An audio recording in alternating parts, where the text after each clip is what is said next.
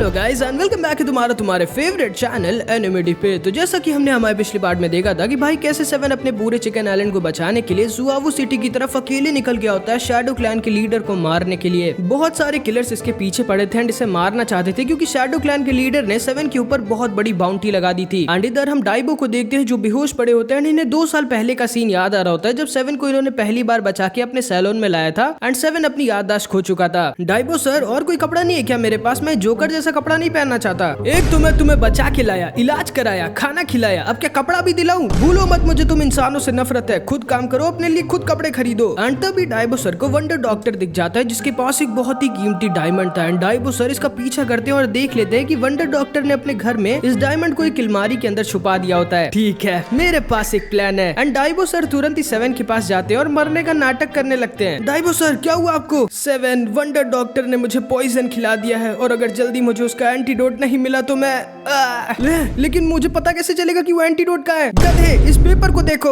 ये उस एंटीडोट का मैप है। एंड फिर ये दोनों रात में चुपचाप वंडर डॉक्टर के घर के पास आ जाते हैं। सेवन, कुछ भी हो जाए उस एंटीडोट को खोल के मत देखना वरना मैं बच नहीं पाऊंगा। एंड फिर सेवन किसी तरह अंदर घुस जाता है और इस अलमारी को एक एक कर खोलने लगता है। लेकिन तभी सेवन वंडर डॉक्टर के ट्रैप में फंस जाता है और नीचे वंडर डॉक्टर के बेसमेंट में आकर गिर जाता है। रास्ते में इसको बहुत सारे ट्रैप्स मिलते हैं लेकिन सेवन सारे ट्रैप से बचते बचते किसी तरह वंडर डॉक्टर के सीक्रेट रूम के पास आ जाता है जहाँ पे वंडर डॉक्टर के पास वो डायमंड वाला बॉक्स था। एंड असल में वंडर डॉक्टर एक मास्क पहनता है और अंदर से बहुत खतरनाक दिखता है। सेवन, मिला क्या तुम्हें? एक मिनट, कहीं वो उस डायमंड को लेके भाग तो नहीं गया? हट, ये सारे इंसान एक जैसी होते हैं। एंड तभी डाइबो सर भी एक ट्रैप में गिर जाते हैं। ठीक सेवन के पास आ जाते हैं। डाइबो सर, वो रहा वो बॉक्स। सोच क्या रहे हो सेवन? जाओ छीन लो उसे। एंड सेवन वंडर डॉक्टर की तरफ भागता है इस बॉक्स को छीनने के लिए, लेकिन तभी वंडर डॉक्टर को किसी के आने की भनक हो जाती है एंड तुरंत ही अपना मास्क पहन लेता है एंड सेवन के ऊपर अपनी इस खतरनाक मशीन से अटैक कर देता है। अरे बाप रे, ये तो बड़ा खतरनाक है। सेवन, भागो यहाँ से। नहीं डाइबो सर, मैं बिना उस बॉक्स को लिए यहाँ से नहीं जाने वाला। ठीक है, तुम मरो फिर मैं निकलता हूँ। एंड डाइबो उड़ के बाहर निकल जाता है एंड सेवन यहाँ नीचे उस डायमंड के बॉक्स के लिए बहुत ज्यादा पिट रहा होता है। अरे यार, ये इंसान कितने पागल होते हैं। एंड डाइबो सर फिर से नीचे आ जाते हैं एंड सेवन की हालत बहुत खराब होती है। सेवन, मुझे एंटीडोट नहीं चाहिए भाई, चलो यहाँ से। आखिर तुम मेरे लिए क्यों अपनी जान देना चाहते हो? नहीं डाइबो सर, मैं आपको कुछ भी नहीं होने दूंगा क्योंकि आप मेरे दोस्त हो। एंड सेवन दोबारा जाकर पिटने लगता है एंड डाइबो समझ जाता है कि सेवन बाकी इंसानों की तरह नहीं है। सेवन भले ही थोड़ा बुद्धू है लेकिन सेवन एक बहुत अच्छे दिल का इंसान है। एंड सेवन भले ही डाइबो के लिए उस बॉक्स को तो नहीं ले पाता लेकिन इन दोनों की उस दिन बहुत अच्छी दोस्ती हो जाती है। एंड अभी इधर हम आज के टाइम पर आते हैं जब सेवन के ऊपर बहुत सारे किलर्स अटैक कर रहे होते हैं। एंड तभी डाइबो सर भी होश में आ जाते हैं एंड हर तरफ सेवन को ढूंढने लगते हैं। सेवन कहाँ है? यहाँ तो नहीं है। वो तो मुझे भी दिख रहा है। एंड तभी डाइबो को सेवन के ऊपर की इतनी बड़ी बाउंटी दिख जाती है एंड इन सबको पता चल गया होता है कि सेवन कोई नॉर्मल बार्बर नहीं बल्कि द शैडो किलर था। एंड डाइबो समझ जाते हैं कि सेवन जरूर से ही अकेले जुआवू सिटी की तरफ निकल गया होगा। एंड ये भी फिर जुआवू सिटी की तरफ फी के साथ निकल जाते हैं। एंड फिर इधर हम सेवन को देखते हैं जो किसी तरह अपनी जान बचा के एक लकड़ी की बोट पर बैठ के जुआवू सिटी की तरफ जा रहा होता है लेकिन ये बेचारा रास्ता भटक जाता है और द ब्यूटी आइलैंड में आ जाता है। लगता है मैं फिर से खो गया, लेकिन कोई बात नहीं, ये लीजिए। लेकिन सेवन जैसे इसे पीता है इसे चक्कर आने लगता है एंड ये वहीं पर बेहोश हो जाता है। एंड अब ये लड़कियां अपना असली चेहरा दिखाती है। एंड फिर इधर हम 13 को देखते हैं जो सेवन की दी हुई ड्रेस को उसी बीच पर पहनकर बैठी होती है जहाँ पे सेवन ने इसे मिलने के लिए बुलाया था। ओ मेरी प्यारी छोटी बहना, तुम कहीं उस बार्बर का तो इंतजार नहीं कर रही? नहीं, मैं उसका इंतजार नहीं कर रही हूँ। तुम जानती हो ना तुम मुझसे झूठ नहीं बोल सकती 13, लेकिन मैं तुम्हें बता दूं वो अब नहीं आने वाला, उसका मरना पक्का है। एंड फिर इधर हम सेवन को देखते हैं जो जब होश में आता है तो एक जेल में बंद होता है। ओए, जेल में क्यों बंद किया मुझे? कोई फायदा नहीं है सेवन। एंड तभी हम देखते हैं इसके बगल में काय खड़ा होता है। ये तो तुम्हें याद ही होगा, मियाऊ का आशिक। तुम यहाँ क्या कर रहे हो काय? मैं अभी रास्ता भटक गया था और इस आइलैंड में आ गया था और फिर मैं यहीं पर तब से फंसा हुआ हूँ। अब हम यहाँ से बाहर कैसे निकले? मैं बताता हूँ। मेरा नाम है कमांडर एरविन। अगर तुम इस आइलैंड से बाहर निकलना चाहते हो तो तुम्हें द अगली मास्टर को हराना होगा और अगर तुम अगली मास्टर को हरा दोगे तो मैं तुम्हें मेरी बेटी से शादी करने दूंगा। नहीं नहीं, उसकी जरूरत नहीं है, आप बस मुझे एक नई बोट दे देना, ठीक है? वैसे इस अगली मास्टर की पावर क्या है? वो देखो, उस लड़के को देख रहे हो? वो ऐसा दिखता था पहले। क्या?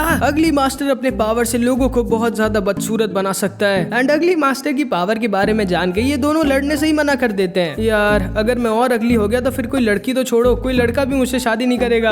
अगले दिन हम देखते हैं डाइबो और फेबी रास्ता भटक गए होते हैं और ब्यूटी आइलैंड पर आ गए होते हैं। हम लोग यहाँ पर हाथ पे हाथ धरे बैठे नहीं रह सकते, हमें उस अगली मास्टर को हराना ही होगा, तभी हम यहाँ से बाहर जा पाएंगे। एंड डाइबो अपने डाइबो एक का यूज करता है और एक गिटार बन जाता है और ये तीनों अगली मास्टर से लड़ने के लिए आ जाते हैं, जो कि काफी अजीब दिख रहा होता है। 7 इसके ऊपर अटैक कर देता है, लेकिन तभी ये अपनी अगली बीम का यूज कर देता है जो जाके काय को लग जाती है एंड ये भी अजीब सा दिखने लगता है एंड उल्टा अगली मास्टर को बचाने लग जाता है। ये क्या कर रहे हो तुम काय? मैं तुम्हें बताता हूँ 7, शायद अगली मास्टर की अगली बीम की वजह से ये इसका नौकर बन गया है। सही कहा। एंड तभी काय 7 को पकड़ लेता है एंड ये अगली मास्टर 7 के ऊपर अपनी अगली बीम से अटैक करने लगता है, लेकिन तभी डाइबो वापस से ट्रांसफॉर्म होकर एक हीरो की तरह इसके शीशे को अपनी गन से तोड़ देते हैं। वाह डाइबो सर, आप कितने कूल हो, मुझे भी आजाद करो जल्दी। क्यों नहीं 7? मुझे क्यों मारा?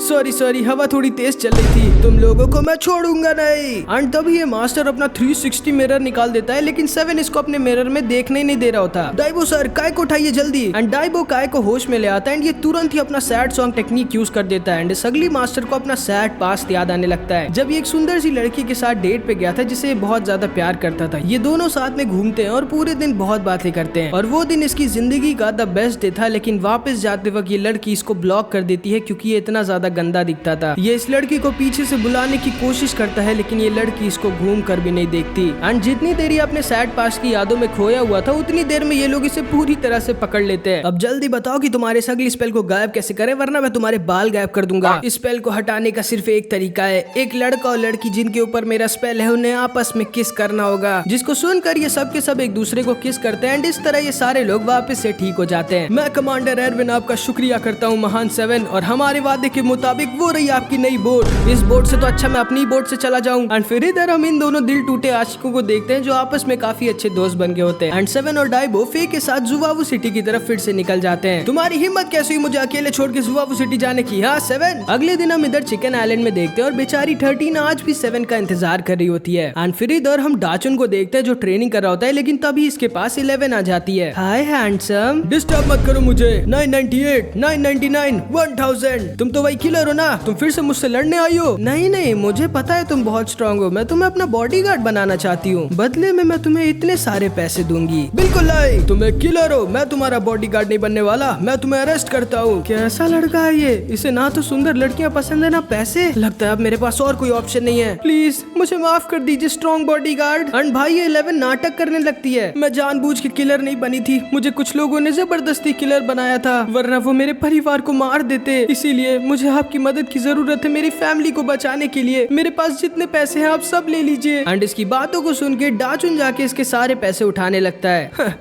हर कोई पैसे के सामने झुक जाता है। ये लो, मुझे तुम्हारे इतने सारे पैसे नहीं चाहिए, मेरी फीस है सिर्फ 200 रुपए पर डे। वैसे हम जा कहाँ पर रहे हैं? जुवावू सिटी। एंड फिर ये दोनों एक सीक्रेट रास्ते से जुवावू सिटी में घुस जाते हैं जहाँ पर 11 मोमोज खा रही होती है, लेकिन तभी इसके पास एक लड़का आ जाता है और इसे परेशान करने लगता है। यही सही टाइम है इस बॉडीगार्ड को चेक करने का। एंड 11 इस लड़के के मुंह पे चाय फेंक देती है एंड ये लड़का गुस्सा होकर इसके ऊपर अटैक कर देता है, लेकिन डाचुन अपने इंडिस्ट्रक्टिबल स्किन का यूज करके इसके अटैक को रोक देता है। प्लीज लड़ाई मत करिए। इस लड़के के साथी भी आकर इसके ऊपर अटैक कर देते हैं, लेकिन डाचुन को इनके अटैक से कुछ फर्क ही नहीं पड़ता। लेकिन तभी द फ्लाइंग बर्ड क्लैन वाले वहाँ पर आ जाते हैं, डाचुन को पकड़ लेते हैं। 11 इन लोगों को देख के वहाँ से भागने लगती है, लेकिन इनके रहते वो यहाँ से भाग नहीं पाती एंड बहुत ज्यादा इंजर्ड हो जाती है। डाचुन और इसकी लड़ाई हो जाती है एंड ये लोग 11 को पकड़कर वहाँ से निकल जाते हैं। डाइबो अपने इंडिस्ट्रक्टिबल स्पेयर का यूज करता है और इसके वेपन को तोड़ देता है एंड इसे जमीन पर गिरा देता है। कहाँ ले गए वो उसे? लेकिन ये कुछ भी बोलता नहीं और उल्टा स्माइल करने लगता है।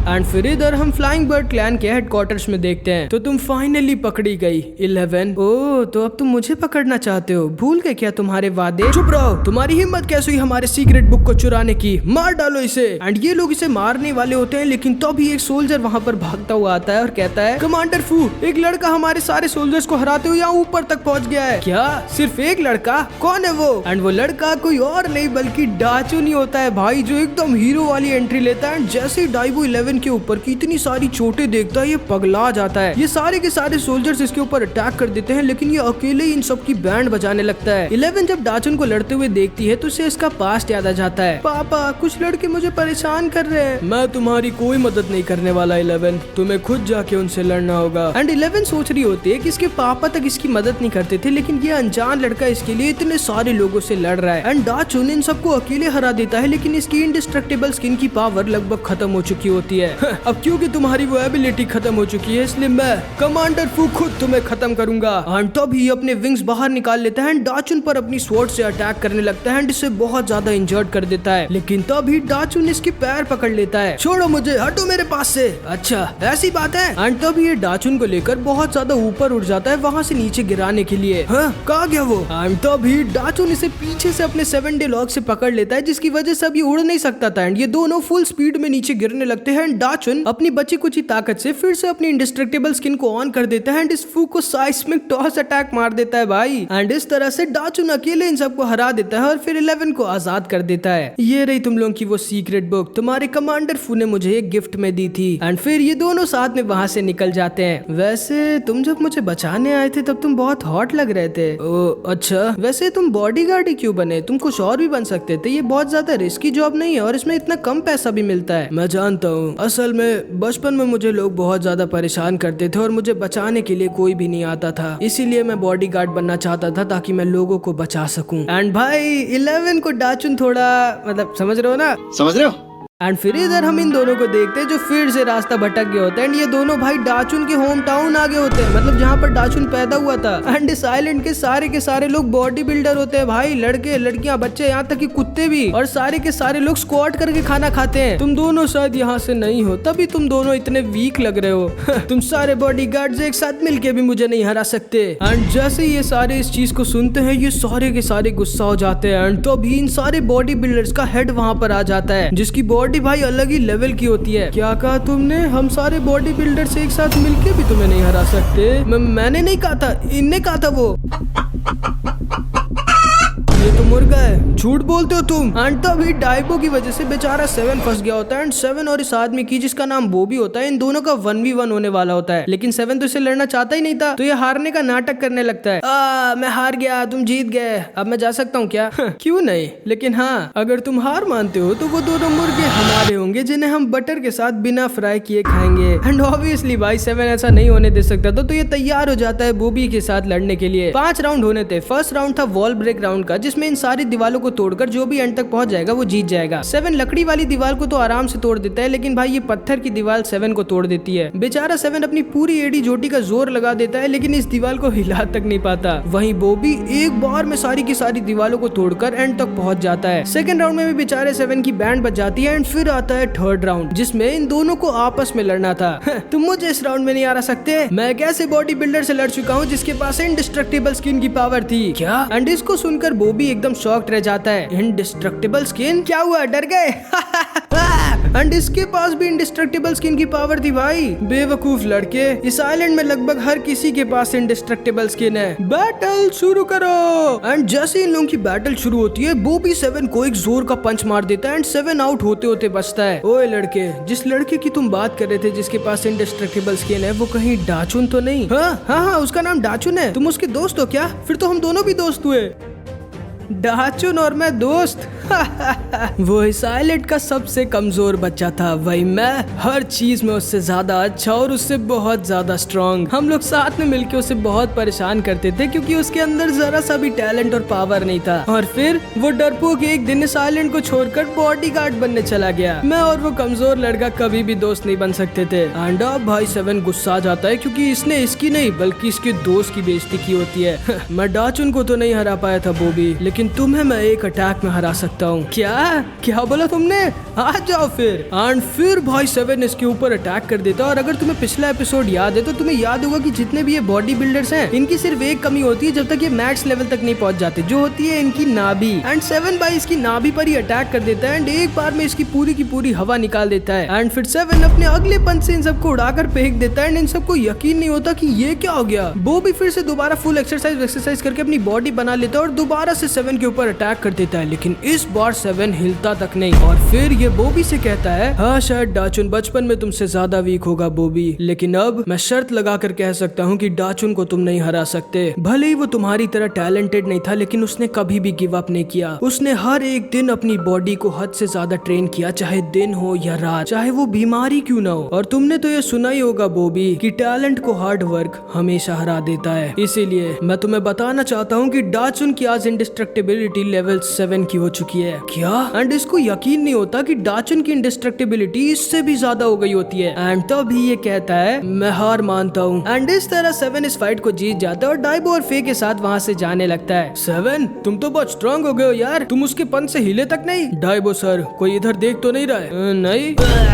एंड भाई असल में बॉबी के पंच ने इसको अंदर से पूरा हिला दिया होता है। एंड फिर बॉबी इन लोगों को जुआवू सिटी का एकदम सही मैप दे देता है। एंड अब जाके 7 और डाइबो किसी तरह जुआवू सिटी के सही रास्ते पर निकल जाते हैं। एंड फिर इधर हम इसको देखते हैं, काश मैं डाचुन से माफी मांग पाता। चिंता मत करो, मैं बोल दूंगा उसे कि तुम मुझसे माफी मांग रहे थे। हाँ, उतनी दूर से मेरी बात कैसे सुन ली तुमने? एंड यहाँ पर हमारा पार्ट 5 खत्म हो जाता है। एंड मैं बता दे रहा हूँ भाई, अगले पार्ट में ये दोनों जुआवू सिटी में होंगे। एंड अब 7 की मेन फाइट स्टार्ट होने वाली है, जो कि मैं बता दे रहा हूँ, बिल्कुल भी मिस मत करना। अगला पार्ट भाई बहुत ज्यादा बवाल होगा, तो उसके लिए थोड़ा सा वेट कर लेना। मिलते हैं अगली वीडियो में, तब तक के लिए अपना ख्याल रखना। Bye bye.